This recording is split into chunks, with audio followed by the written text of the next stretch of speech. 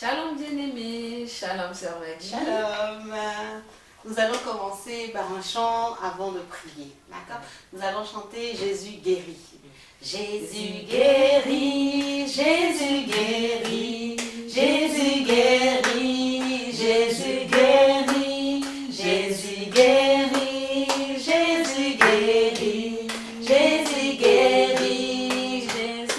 Oh, alléluia, oh, oh, oh, Jésus guérit, alléluia, oh, Jésus guérit, alléluia, oh, Jésus guérit, alléluia, oh, oh, oh, Jésus guérit, oh, alléluia, oh, Jésus guérit, alléluia, oh, Jésus guérit, alléluia, oh, Jésus guérit, alléluia, oh, Jésus guérit. Alléluia, nous allons Amen. présenter ce temps au Seigneur avant d'annoncer notre thème. Amen. Seigneur, nous bénissons ton nom parce que tu es le Dieu vivant, tu es le Dieu fidèle, Seigneur. Si nous sommes là ici, c'est pour toi, c'est pour ta gloire. Nous voulons prier que ce temps soit sous ton contrôle et que nos échanges, Seigneur, puissent faire du bien à quelqu'un. Papa, c'est toi qui connais nos cœurs, c'est toi qui connais nos besoins. Je prie vraiment que tu mettes les paroles dans nos bouches et que cet échange soit vivant, que cet échange soit un transfert, Seigneur, de la puissance de Jésus-Christ de Nazareth qui guérit au nom de Jésus. Amen. Amen. Aujourd'hui, nous allons parler de la guérison et en particulier de la cicatrisation. C'est ça même. Voilà. Donc, docteur, Oui. est-ce que tu veux bien nous donner un peu la définition, l'explication de qu'est-ce que c'est que la cicatrisation? Alors, avant de parler de la cicatrisation, enfin, avant d'expliquer ce que c'est que la cicatrisation, pour qu'il y ait cicatrisation, il faut qu'il y ait blessure. Donc, s'il n'y a pas de blessure, il n'y a pas de cicatrisation. Parce que si la peau est intacte, il n'y a pas de raison que ça cicatrise. Donc, pour que ça cicatrise, il faut qu'il y ait blessure. Donc, on va juste, j'essaie à chaque fois de prendre une image pour que ça puisse permettre de comprendre ce que c'est que la cicatrisation, déjà sur le plan médical. Donc, on va dire, vous êtes dans la rue, vous marchez, un ami, voilà, avec un ami, et puis, allez, c'est un ami très taquin, qui charrie beaucoup, à un moment donné, qui va pousser, et puis, on va tomber, et puis, on va se blesser. Alors, que va-t-il se passer? Il y a tout un travail de cicatrisation. La cicatrisation, c'est le retour à la normale, au niveau de la peau, au niveau des chairs, par rapport à l'état avant la blessure. Donc, pour que la cicatrisation, je veux dire en quelques mots, c'est le retour à comme avant. D'accord. Voilà, sans effraction, sans blessure. Donc, sans blessure, il n'y a pas de cicatrisation. Non, puisqu'il faut que la peau soit blessée pour cicatriser. D'accord, ok. Donc là, on a vu sur le plan physique rapidement la définition. Mais pourquoi, en tant que chrétien, on a besoin de parler de cicatrisation? Alors, laissez-moi vous expliquer un petit peu déjà la cicatrisation. On va toujours prendre sur le plan physique déjà, ça permet d'imaginer un peu ce qui se passe. Donc, quand on se blesse, on va prendre le copain qui est tombé, qui s'est blessé. Qu'est-ce qu'il va faire? Il va rentrer chez lui, il faut qu'il lave la plaie. Il va laver avec de l'eau et du savon. Ensuite, il va sécher la plaie, il va mettre soit, je sais pas moi, avant de mettre le pansement, voilà, il va mettre un baume, il va peut-être mettre un peu de vaseline, certains vont mettre un peu de miel, voilà, quelque chose qui va aider à cicatriser, et ils vont mettre un pansement, et le lendemain, ils vont recommencer, parce qu'il faut laver avec de l'eau, avec du savon, il faut sécher, parfois mettre de la bétadine, parfois mettre de l'antiseptique, puis remettre un baume, vaseline là, puis mettre un pansement, et ils vont recommencer. Ils vont recommencer comme ça tous les jours, et puis qu'est-ce qui va se passer? On va voir que la chair va se former d'en dessous jusqu'au-dessus, et il y a une croûte qui va se former. Cette croûte-là, elle a un rôle protecteur pour protéger la peau naissante qui est en dessous. Parce que si cette peau n'est pas protégée et qu'elle est exposée, elle n'est pas encore en capacité d'assurer ces nouvelles fonctions de protection. Donc, il faut que la croûte soit là pour protéger la peau. Quand la peau en dessous sera suffisamment formée pour pouvoir assurer cette fonction, la croûte va tomber, il y aura une peau un peu blanchâtre, etc., rosâtre, qui va se mettre en place, et puis les éléments par le sang vont arriver, et la nouvelle peau va se former, et il restera une cicatrice. D'accord, très bien. C'est Donc, ça la cicatrisation. avec cette explication, on comprend que c'est un processus qui prend beaucoup de temps. Bien sûr. La cicatrisation, bon, c'est sûr qu'on va dire qu'il y a des cicatriseurs rapides. Je prends l'exemple, on connaît à peu près tous ce que c'est que l'appendice. Enfin, je pense. Tu peux nous expliquer? Alors, l'appendice, c'est un tout petit organe qui est tout en bas ici, au niveau à droite. Donc, le plus souvent, on va dire qu'on se fait opérer parce qu'il s'est enflammé. Donc, on va ouvrir le ventre, on va ouvrir la peau, on va traverser plusieurs couches, la couche de graisse, la couche musculaire. Et donc, quand le chirurgien va finir, il va mettre des points de suture. Mais il faut que la cicatrisation se fasse de l'intérieur. Donc, on va dire, le corps va fermer le plan abdominal pour que les organes soient protégés. Puis, il y aura le plan graisseux, puis le plan cutané, et tout va cicatriser. Et pour ça, il faut nettoyer tous les jours. Il faut l'oxygène. Donc, il y a des personnes qui vont cicatriser. Je donne un exemple en 15 jours. Les cicatriseurs rapides, c'est fini. On dit juste faites attention au port de chat. Et puis, il y a des personnes, on ne sait pas toujours pourquoi, ça va s'infecter. Et ça peut cicatriser au bout de 2-3 mois. Un autre exemple plus simple, vous, effectivement, un enfant, on a vu les enfants, on a été enfant, on court, on trébuche, on a une égratignure sur le genou, à peine on l'a vu une ou deux fois, au bout de 3 jours, la croûte est formée, au bout de 3-4 jours, elle tombe et c'est fini. Puis il y a des personnes, ça fait 15 jours, oh là là, la croûte se forme à peine, oui. Mais parce qu'on n'est pas tous égaux devant la cicatrisation. Ça veut dire qu'avec un bon traitement, ou sans le bon traitement, on peut bien ou mal cicatriser. La cicatrisation, c'est un facteur qui dépend surtout de l'organisme. Maintenant, selon les plaies, selon la profondeur de la plaie ou l'étendue de la plaie, il faut mettre du baume, il faut mettre même une simple égratignure pour que la cicatrice soit la plus belle possible. On va mettre la vaseline pour que ça favorise la chute de la croûte. On va mettre du miel pour certains, pour que ça cicatrise bien. D'accord. Donc effectivement, il y a parfois besoin, selon la gravité, selon l'étendue, la profondeur de la plaie, de mettre des éléments nutritifs extérieurs, des pansements imbibés de vaseline, voilà, un peu de tube gras pour favoriser la cicatrisation. Ok, j'ai une question qui me vient comme ça. Il y a des plaies où on nous dit qu'il faut couvrir la plaie. Et il y a des plaies où on dit qu'il ne faut pas couvrir la plaie. Comment on fait pour savoir s'il faut couvrir ou il ne faut pas couvrir la plaie? D'une manière générale, ce que j'explique à mes patients, c'est que l'oxygène est très important.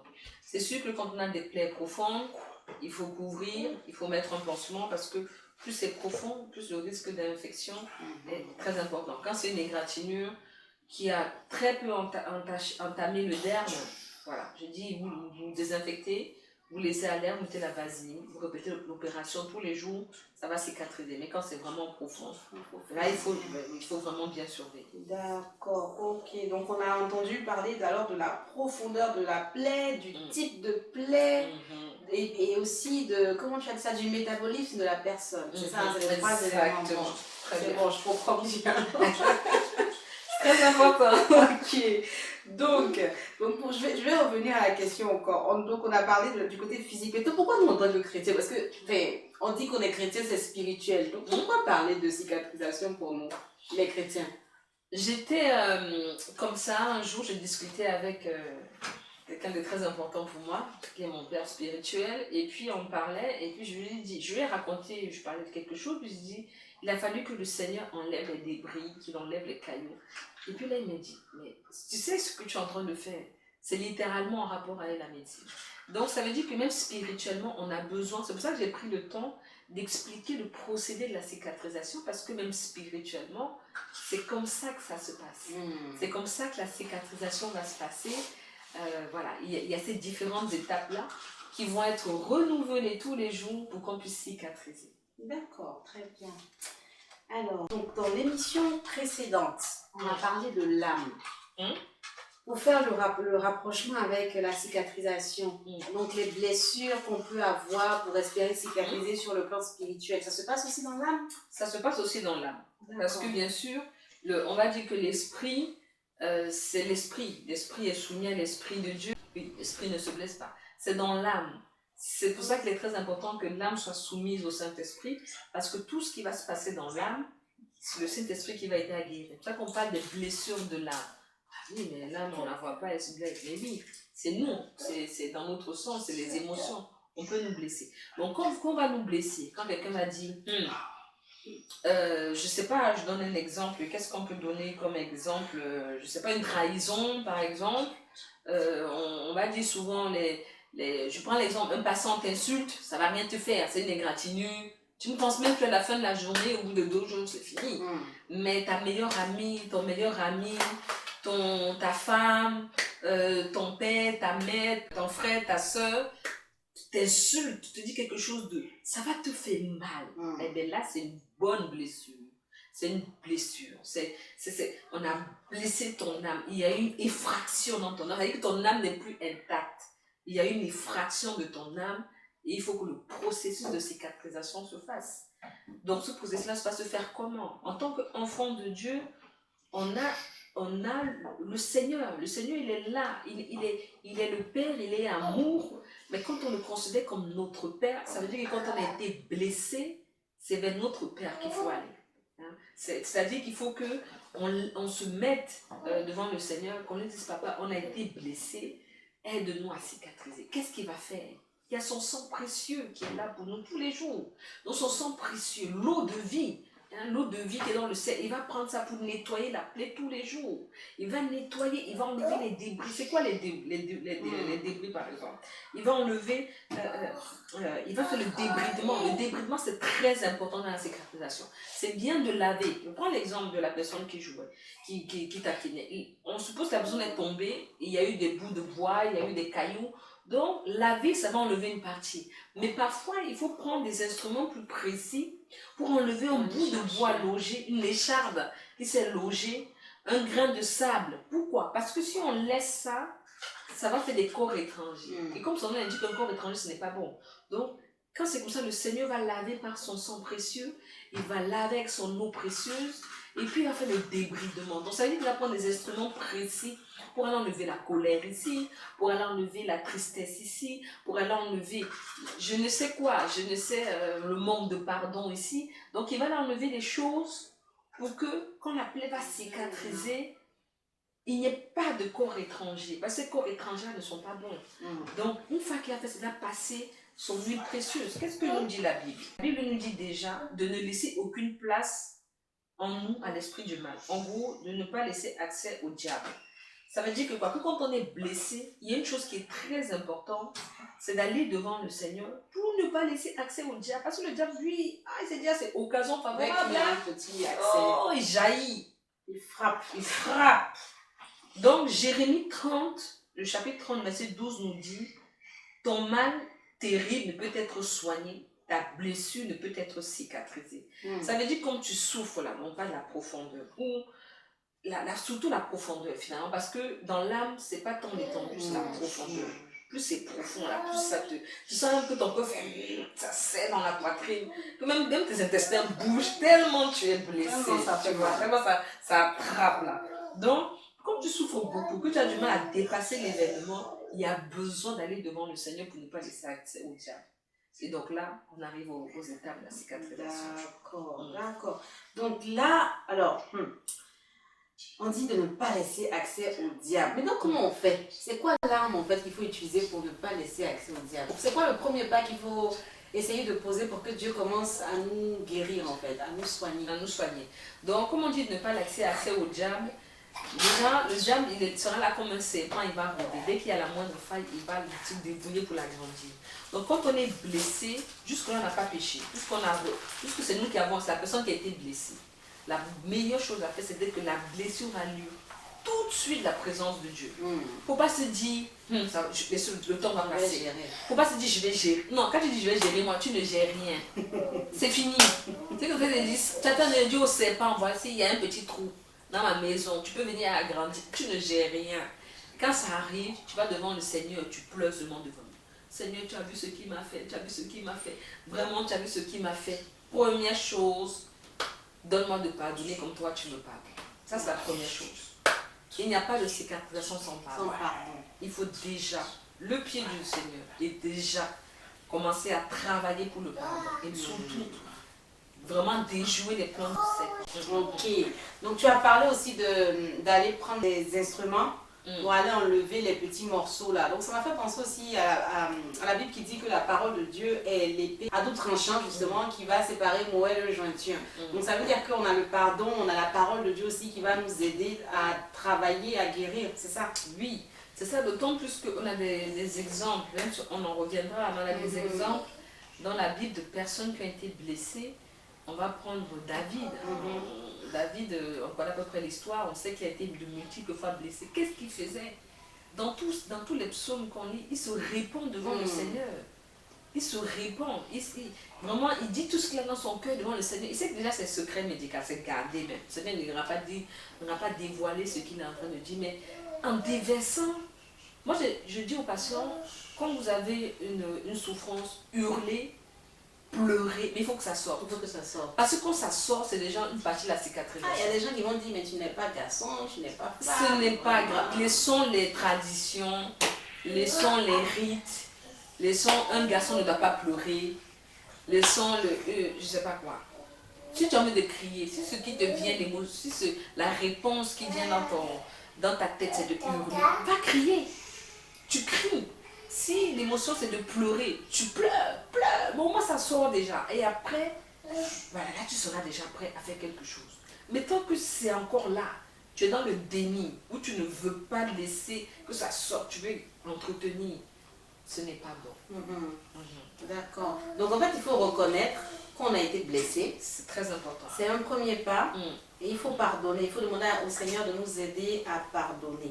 D'accord. Je précise que ce n'est pas facile de pardonner quand on a été blessé. C'est ça, c'est ça. Ce n'est pas facile. Mais nous avons le Maître qui nous a pris le pardon alors qu'il n'avait pas de raison de venir mourir pour nous. Mais il a fait pour nous, il a pris nos iniquités, il a pris nos fautes, il a pris nos maladies. Donc, le Seigneur était trahi. N'oublions pas que Judas, même si le Seigneur savait que Judas allait le trahir, Judas a quand même trahi le Seigneur. Pourtant, la Bible ne dit pas que Jésus en a voulu à Judas. Voilà, donc c'est très important d'aller devant le Maître parce qu'il sait ce que c'est qu'être blessé. C'est vrai. Ok. Donc sur le plan spirituel alors, comment ça se passe? Donc tu nous as parlé du sang de Jésus qui va venir nous laver. Donc ça veut dire que, parce que habituellement quand le sang de Jésus nous lave, c'est parce que nous on est venu demander pardon à Dieu. Donc ça veut dire que quand on est blessé, il faut que nous aussi on demande pardon à Dieu. Je me dis, je l'ai appris dans les quelques cours et puis dans l'expérience que j'ai pu avoir, que quand il y a... Alors, il y a parfois des blessures injustes. Mais en général, dans une discorde, même si c'est 99%, il y a 1%. C'est-à-dire qu'il y a quelque chose, il y a quand même notre participation dedans. Donc, c'est de se dire que, voilà, Seigneur, donne-moi de pardonner à cette personne. Et je dis ça parce que le Seigneur a dit, si tu ne pardonnes pas, lui non plus ne te pardonnera pas. C'est assujetti. Quand le Seigneur nous enseigne sa prière, il dit, pardonne-nous comme nous aussi nous pardonnons. Donc, ça veut dire que quelque part, Jésus a dit de pardonner plusieurs fois. C'est 7 fois dans la journée. Donc, c'est plusieurs fois. Donc, autant tu es blessé, autant tu pardonnes. Pourquoi? Parce qu'en pardonnant, tu ne laisses pas accès au diable. Parce que sinon, le diable va se nourrir de ça pour faire ses œuvres dans ta... Voilà. Ok. Alors, les conséquences d'une mauvaise cicatrisation, sur le plan physique d'abord. Sur le plan physique, on va dire que si par exemple, il n'y a pas eu de débridement, si on n'a pas enlevé les débris, ça peut être vraiment la chair qui pousse mal aussi. Donc si tout ça n'est pas enlevé, j'ai parlé des chardes, de cailloux, et que la plaie est assez profonde, il y a toujours des bactéries commensales. Donc, il peut y avoir il y a toujours des bactéries sur la peau. Et si la plaie n'est pas correctement nettoyée, qu'elle n'est pas correctement débridée, ces bactéries-là vont venir rentrer dans la plaie. Donc pour eux, c'est déjà un boulevard. Ils ne sont même pas habitués. D'habitude, ils doivent se battre avec les porcs. Aujourd'hui, ils ont boulevard. Ils ont 5 avenues, boulevard 10 voies. Donc ils vont rentrer. Qu'est-ce qui va se passer? Il y a les vaisseaux sanguins. Donc il y a le sang. Elles vont se nourrir du sang pour se reproduire, pour infecter la plaie. Il y aura du pus. Si le pus, ça va s'enflammer, ça va devenir rouge, ça va gonfler. Si le pus n'est pas enlevé, parfois il faut des antibiotiques, à avaler des antibiotiques sur la peau. Quand ça ne suffit pas, ça peut carrément former un abcès. Et parfois ça ne suffit pas, on est obligé d'ouvrir, d'aller chirurgicalement, d'ouvrir pour faire ce qu'on appelle un lavage de la plaie. Parfois ça ne suffit pas, ça peut aller jusqu'à la gangrène. Et quand c'est la gangrène, quand c'est les membres, selon où c'est, on va couper ou on va enlever. Si c'est par exemple au niveau du dos, on va enlever une grosse partie avec les muscles, les nerfs, la peau, puis il faut faire greffe de peau. Enfin, voilà. Donc dans l'idéal, il vaut mieux bien cicatriser sur le plan physique. Donc, ce qu'on vient de dire, on est spirituel avant d'être physique. Donc si dans le physique ça arrive, c'est que ça arrive forcément dans le spirituel. Donc ça veut dire que concrètement au niveau spirituel, ça peut être quoi comme conséquence? Au niveau spirituel par exemple, si on n'a pas, si on n'a pas présenté la plaie au Seigneur, ça c'est pas parce que le Seigneur, si on ne s'est pas présenté devant le Seigneur, qu'on a dit je vais gérer ça moi-même, qu'est-ce qui va se passer? Il y a toujours une croûte qui va se former. Ça, c'est obligatoire parce qu'il faut protéger. Donc, la croûte va être superficielle. C'est juste fermeture. Mais ce qui se passe en dessous, personne ne voit, personne ne sait. On ne voit que les conséquences.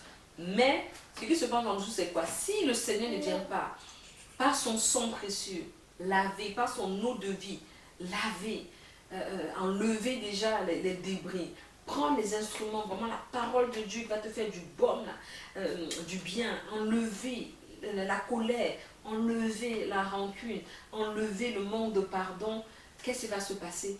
Il y a des bactéries. Alors, excusez-moi, je n'ai rien contre personne, mais les bactéries peuvent parfois être nos proches ou des amis qui vont nous dire avec ce qu'il t'a fait là, toi tu veux pardonner? Non, il faut lui en vouloir. Donc, au lieu de venir t'aider à cicatriser, ces personnes-là vont aggraver la situation. Non, tu ne peux pas laisser faire ça. Quoi? Non, toi tu es faible. C'est vous les chrétiens faibles là qui pardonnent ici et là. On nous traite souvent de faibles, de lâches, parce qu'on veut pardonner. Voilà, pourquoi? Parce que pour ces personnes-là, il faut que, c'est pas normal, il faut qu'on se défende, il faut qu'il y ait conflit, ou il faut qu'il y ait vengeance personnelle. Non, le Seigneur a dit à moi la vengeance, à moi la rétribution. Donc, ces personnes-là vont venir aggraver, elles vont venir attiser le feu pour que ça voilà. Donc, ce sont ces personnes que j'appelle des bactéries, comme des bactéries. Donc, elles vont venir se nourrir de l'émotion, se nourrir de ça pour t'encourager. Et quand les bactéries viennent, il y a infection, il y a du pus. Donc, déjà, le pus, ce n'est pas bon. Ensuite, si ce n'est pas traité, si ce n'est pas nettoyé, il est encore temps, même au stade de pus, on peut encore faire quelque chose. Mais si rien n'est fait, le pus va se collecter, on va appeler ça un abcès. Si rien n'est fait, donc, qu'est-ce qui va se passer? De cet abcès-là, moi j'appelle ça de la mélancolie, j'appelle ça de la rancune, j'appelle ça de l'amertume, j'appelle ça les médisances, ça va devenir le non-pardon, on va aller colporter des choses, lui il m'a fait ci, il m'a fait ça, nanani, nanana, et j'en passe, et finalement la plaie est toujours là, elle s'aggrave, et puis ça va arriver jusqu'à la gangrène. La gangrène c'est quoi? On coupe. Ça peut aller même jusqu'à la mort, la séparation d'avec Dieu. C'est-à-dire que tellement la personne t'a blessé il y a plusieurs temps. Parce que n'oublions pas que la cicatrisation, ça met du temps. L'infection, ça peut mettre du temps. Ou ça peut aller très vite. D'accord. Mais bon, jusqu'à la gangrène, quand même, il y a quand même le temps de consulter le docteur, d'aller voir le médecin, d'aller voir le Seigneur pour qu'il fasse quelque chose. Donc pour que ça passe de la plaie jusqu'à la gangrène, il y a quand même plusieurs semaines qui passent quand même, en général. Donc quand on ne fait rien, on a eu le temps de faire quelque chose. Donc, parfois, on décide nous-mêmes de ne pas pardonner, de ne rien faire. Donc, quand ça arrive au stade, tant que c'est encore infection, abcès, gangrène, quand on va encore chez le docteur, on peut faire quelque chose. Mais c'est sûr que plus on attend, plus le traitement va être lourd, va être difficile. C'est vraiment le Seigneur, voilà, il faut vraiment à un moment donné que le Saint-Esprit, ça donnera encore plus de travail au Saint-Esprit. Même s'il aime ça, mais ça aurait pu être réglé plus tôt. Et quand rien n'est fait, ça aboutit à la séparation avec Dieu, à la mort. Non, il m'a tellement fait mal. Et puis en fait, ça creuse jusqu'à un jour, on ne prie plus parce qu'on est trop blessé. On ne lit plus la parole parce qu'on est trop blessé. On n'a même pas entendu le Saint-Esprit qui dit je vais te guérir parce qu'on est blessé. Et puis un jour, on se retrouve, on n'est plus chrétien. Parce qu'il y a un qui nous a blessés, on n'en a pas parlé. Ok, donc pour résumer un peu cette étape, en fait, jusqu'à là où on est arrivé, donc quand on a commencé comme ça, on nous a dit on ne peut pas parler de cicatrisation sans blessure. La blessure, le côté spirituel, ça veut dire qu'on est en train de laisser accès à l'ennemi. Et quand le docteur est en train de nous expliquer avec toutes les manifestations, les conséquences, on voit vraiment que finalement, on rentre dans Galates 5, 19, 20, où on voit vraiment se manifester les œuvres de la chair. Ça veut dire que si on ne guérit pas, on a vraiment laissé accès à l'ennemi. Il est venu faire ses petits... On a tué l'esprit en nous en fait. Exactement. On a commencé à chasser l'esprit et Exactement. on a commencé à développer tout ce qui est querelles, les jalousies. Tout à fait. Et au final, on voit qu'on peut même carrément perdre notre foi et puis tomber dans les mains du diable, quoi, jusqu'à aller mourir. Vraiment. Donc ça veut dire que le pardon est important. Donc en plus du pardon, on a parlé de la parole de Dieu. C'est ça. Hein? Et en plus de